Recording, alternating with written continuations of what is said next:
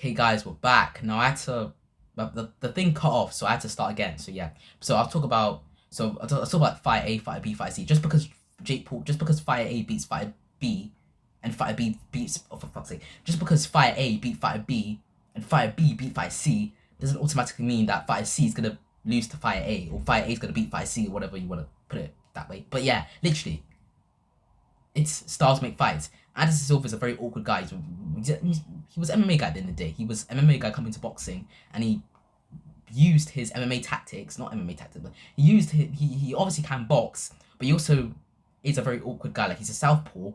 He's a southpaw, and he's very awkward as a southpaw. Like he can be very unorthodox. He can be very unpredictable at times. Very unpredictable at times. And he was very unpredictable in his fight against Chavez. Whereas Jake Paul, he kind of just, I don't know what happened, but he just looked worse. But yeah, but Jake Paul isn't like that. Jake Paul is very traditional. Like oh my fuck, I can't speak.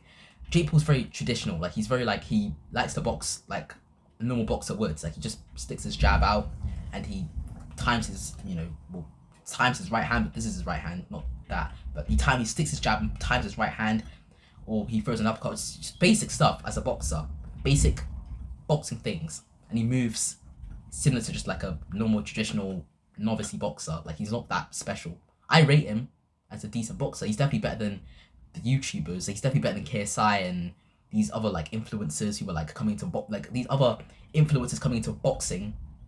He's definitely better than those guys. Like he's definitely better than the Misfits guys, the Slims, the Salt Pappies, the KSIs, the Gibbs. He's definitely better technique wise, and he's definitely transcended to another level in boxing. From being a YouTuber to an actual respected, he's not respected, everyone hates him, but like an actual like considered to be boxer. But yeah, but he's not that decent, he's not that good. Like I rate him a little bit, but I don't rate him that high like a lot of people do. Like he's not gonna be world champion level anytime soon. He's not gonna be prospect level anytime. He's not gonna get to like an area title, like an area level title, literally. He's not gonna get to like any type of title level. Like he's not gonna get to like like British champion, like British titles and stuff like that. He won't get to like this because he lives in America, so Puerto Rico. Well, I don't know what titles they have in Puerto Rico, but like he's not even gets those. Like he's not gonna win any type of title. I mean, he could because of his name, his influence, his name. He could win like a title, but I doubt it. I doubt it will be like a legit one. Like I doubt it will be like that. Like I think it will be like probably like a fake. I don't know, but I just don't see him winning a title anytime soon. Whether it's a low level title or a high level title, like a world champion level title, or a low level title where it's like British level or American level or whatever titles there are out there. I only know British. Because I live in the UK. But yeah, but he's not on the same level as Vidal. He's not a Vidal Riley. He's not someone like he's not a Vidal Riley. He's not someone like that can just box a world champion or box someone on his level. Like he has to be very careful when he picks as a novice, because that's what he is. He's a novice. He's a novice, Cloister. He's a novice. He can't just fight anyone. He has to be very, very careful on who he picks. And Chavez is a decent opponent. I think Jake Paul will win comfortably and pretty easily, but I don't think he'll knock him out. I think he'll win a decision. I think it'll be his toughest fight since Tommy Fury. I think Chavez will be tougher than Nate Diaz. He'll be tougher than Nate Diaz, definitely tougher than on that guy that he fought, Andre August. Yeah, definitely tougher than him. Ryan Borland, tougher than him. Mike Perry, definitely tougher than 58-year-old Mike Tyson. Unfortunately, he just didn't do enough for me to reclassify him as a really opponent, because he literally was a stationary target. Not stationary. He was moving his head a lot, and I don't think he was carried by Jake at all. I think Jake Paul wanted to knock him out, but he just couldn't because he was scared he was getting knocked out. He was scared that he was going to get knocked out. I don't think Jake Paul was carrying him because he wanted to knock him out, but he just couldn't because he didn't want to get knocked out himself. He wanted to like be like very like careful on the back foot. So yeah, and he was swinging shots and was really trying to take his head off. Like, go back and watch, especially round 3, 2, round 2, 3, 4. I think yeah, 5 definitely. There's some footage of him like there was a point where he swung like a right hand or a left or something like that. And it hit Tyson, and Tyson came back with a counter in round 5. So that just shows that he really wanted to knock him out, but he just was hesitant because he didn't want to get knocked out himself. Not because he actually felt bad or anything like that. I don't think he's that type. I don't think he's that type of person. But yeah. Oh, but yeah. But Jake Paul is not that good, and I think there's a chance this fight could be competitive. there's a high chance this fight could be 50-50 if Chavez is really motivated, which I believe he is, because there's been training footage, there's been training videos, oh my god, man, there's been training videos of him boxing, hitting the pads, sparring. There was this clip of him knocking some guy out in sparring. I don't know if that's real, but it looked real to me a little bit. I don't know, but I don't know, but we don't know how good that guy was. He could have been a complete bum off the street. Like, he literally could have been just off the street and Chavez just knocked him out. So I'm not gonna overhype it like a lot of people would. But yeah, but I'm not gonna overhype it because we don't know how good that guy was. We don't even know if that guy was experienced in boxing. He could have been a complete nobody off the street. Like, Chavez brought him to knock him out. But yeah, but I don't know how, if that was, but he has been taking it seriously a little bit. No, I do believe he has, because I've been seeing him daily. Like, I've been seeing videos of him daily hitting pads, hitting the bag, walking, like doing runs, and he looks in decent shape for a cruiserweight. Like, he was fighting at 160 in his prime, like a couple of years ago. He was fighting at like 175, 160, 165, 168, those type of weights, light heavyweight, middleweight, a little bit of cruiserweight with 185 with Anderson Silva and David Zaguri, or whatever his name is, that he fought in December 2021. And then he fought Uriah Hall at 200 pounds. His first proper cruiserweight, because 185 is not really, well, it is cruiserweight technically, but not like, you're not gonna really win titles at that weight. Like, yeah, you're not gonna win anything at that weight. Whereas at 200 pounds, you can win a cruiserweight title at that weight rather than 185, because not a lot of cruiserweights weigh 185. So yeah, so that's why Jake Paul's fighting. That's the reason why Jake Paul's fighting at 200 pounds, because that's really his goal, to become a cruiserweight champion.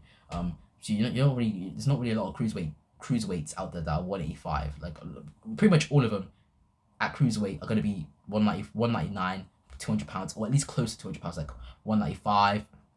I bit my fucking lip. 185, 195, 196, around there. But yeah. Continue on. But yeah, before that, a good few years ago, I rambled for way too long. Why are we here now? And what does that really say about this fight? In the last 3 years, Chavez has only had one fight against a former UFC fighter, Uriah Hall, on a Jake Paul undercard, funnily enough, where he just didn't look great, but he did manage to scrape a win over the line. Now, what has been a massive... He did look amazing, but he looked okay a little bit. But yeah, I agree, he wasn't great, but you can't judge him off one performance. Like, come on, like, he has been training like every day, not every day, but he has been consistently training ever since that Uriah.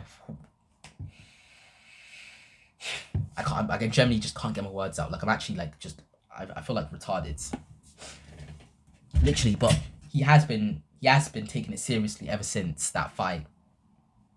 He has been training ever since that fight, and he has been doing it consistently for months and months on end since that Uriah fight, which was pretty much a year ago, like 11 months ago, in July in 2024. So 11 months have passed, and he's been taking it seriously like ever since. Like, he's been back in the gym every week or two, doing some pad work, hitting the bag, sparring, a bit of that once every week or two, ever since that Uriah fight, maybe even every day, I don't know, but he has been consistent. All I know is that he's been consistently in the gym since that Uriah, like, he's been consistently training since that Uriah fight back in July of last year. But yeah, that's what I know, that he's been consistently in the gym training since that Uriah fight. No, maybe not as consistent as like a Jake Paul, but like still pretty consistent for for him. But yeah, Chavez Jr. throughout his whole career has really just been his discipline and how often he's finding himself in personal piece problems. Of shit. Fuck you. But he's yeah, had huge substance-related issues in the past, true, including testing but that positive doesn't for mean shit marijuana now before a because it's fight,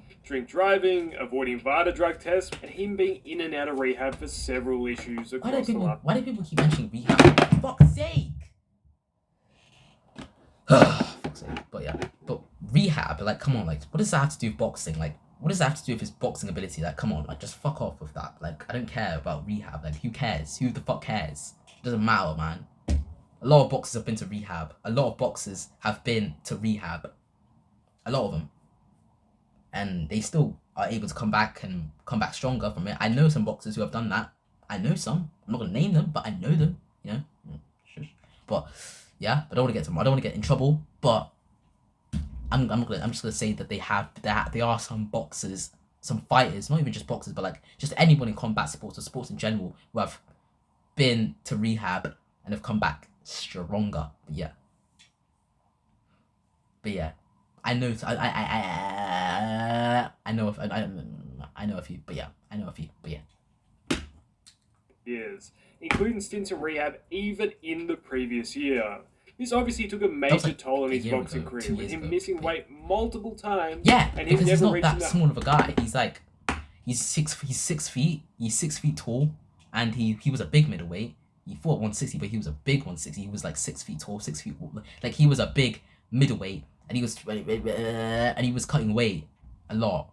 Like he was having to cut the weight a lot for a middleweight who weighed in at 160. He had to cut a lot of weight to make 164 against Canelo, who was naturally a middleweight. So yeah, but he's like he was a big middleweight. Like he missed weight a lot of times, and he was coming in um um like he was coming in bigger than expected. He was missing weight a lot of times, and that's because he's naturally a big guy. He's not that small of a guy as he was back in the day. Back in like when he first started boxing, he's not that small of a guy. He's definitely grown a lot since he started boxing when he made his debut in like 2003 or something like that, 2004, a long time ago. But he has been growing a lot over those years, and he's definitely a big guy now. He's definitely at least like 200 pounds plus outside of camp, and we don't know how good of shape he is in. But I'd imagine he's in decent shape. He has to be in good shape for this fight, because this fight is his last chance. This fight is Chavez's last chance. If he loses, that's it. It's a wrap, because that's embarrassing. You can't lose to Jake Paul and expect to go anywhere in the sport after that. Like you have to win. You have to redeem yourself. You have to put some respect on the Chavez name. The Chavez name. You have to put respect on it, because losing to Jake Paul is just embarrassing, because Jake Paul is a novice. He's a novice YouTuber, and if you lose to him, that's embarrassing. So it was embarrassing enough losing to Anderson Silva. That's embarrassing enough, losing to Anderson Silva, but losing to Jake Paul is even worse, because at least Anderson Silva was a world-class striker, so it's not that bad.